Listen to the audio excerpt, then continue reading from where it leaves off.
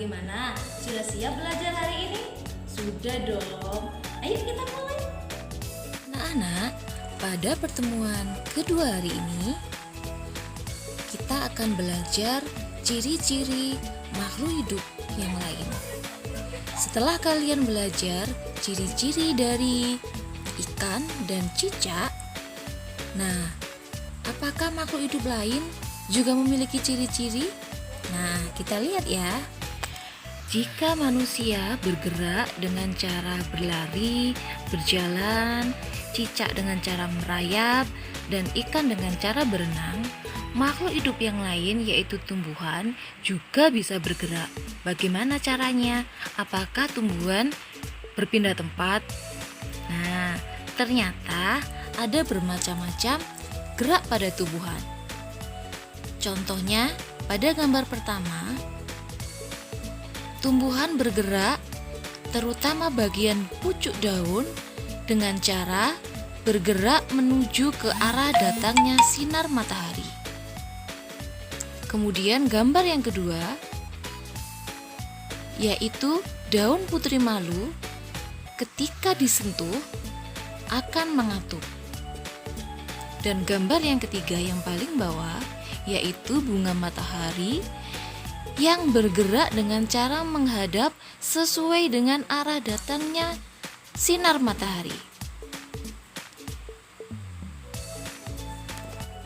Makhluk hidup dapat bergerak dan dapat bernafas. Alat pernafasan pada makhluk hidup berbeda-beda. Manusia bernafas dengan paru-paru, ikan bernafas dengan insang. Selain itu, makhluk hidup yang lain memiliki alat pernafasan yang berbeda. Contoh, cacing menggunakan permukaan kulitnya ketika bernafas. Dan pada tumbuhan, pernafasan melalui daun bagian bawah, akar, dan batang. Makhluk hidup dapat tumbuh dan berkembang. Tumbuh artinya bertambah ukuran tinggi dan beratnya. Coba ingat-ingat, apakah ada perubahan dalam tinggi badan kalian dari sejak bayi, balita, anak-anak, TK sampai sekarang? Makhluk hidup dapat berkembang biak. Cara perkembangbiakannya pun berbeda-beda. Ada yang melahirkan dan ada pula yang bertelur. Perkembangbiakan hewan ada 3 jenis. Yang pertama disebut bertelur atau dinamakan ovipar. Yaitu hewan apa saja termasuk ovipar? Ada ayam, itik. Kemudian yang kedua beranak atau disebut dengan vivipar. Contohnya adalah hewan sapi dan kambing. Jenis yang ketiga yaitu hewan yang bisa bertelur dan beranak sekaligus. Ini disebut dengan ovovivipar. Contoh hewannya adalah ular. Nah, sekarang coba cari contoh hewan yang lainnya. Informasi yang terakhir tentang makhluk hidup yaitu makhluk hidup peka terhadap rangsang. Seperti apa itu? Nah, kita lihat gambar-gambar ini ya. Gambar yang pertama adalah menutup mata ketika melihat sinar matahari. Ini yang dinamakan peka terhadap rangsang, yaitu menutup mata ketika silau melihat cahaya matahari atau sinar yang lain. Yang kedua, makhluk hidup yang lain yaitu contohnya putri malu. Daun putri malu ketika disentuh akan otomatis menutup atau mengatup. Kemudian ada lagi yang disebut dengan pohon pacar Cina yang akan meletus jika disentuh. Dan yang berikutnya, kalian tahu landak yang punya duri-duri? Nah, landak ketika disentuh ternyata akan melindungi diri dengan cara menggulung. Selain landak, ternyata kaki seribu juga menggulung ketika disentuh. Manusia dapat melakukan gerak dengan bermacam-macam cara. Ada yang berjalan ke samping kanan, ke belakang, berlari ke samping kanan, dan berlari ke samping kiri, ataupun berlari membentuk lingkaran.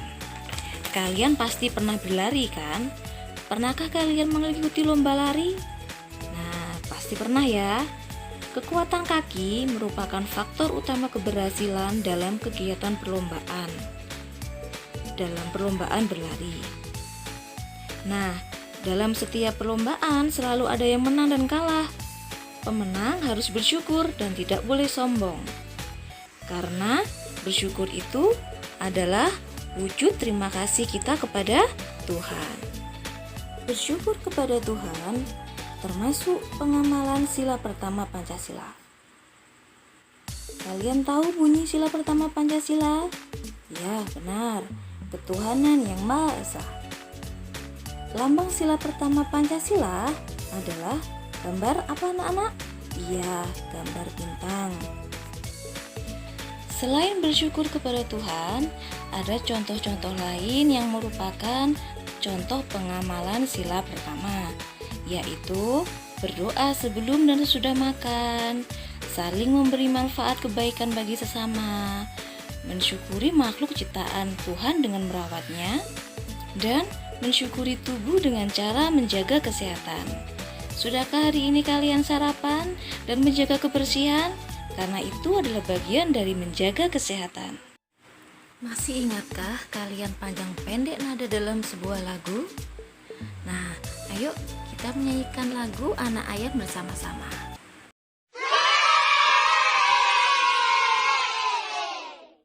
Hai, selamat datang di channel ini. Berikut ini adalah video lagu Anak Ayam. Lagu ini terdapat dalam buku tema kelas 3, subtema 1, pembelajaran 3.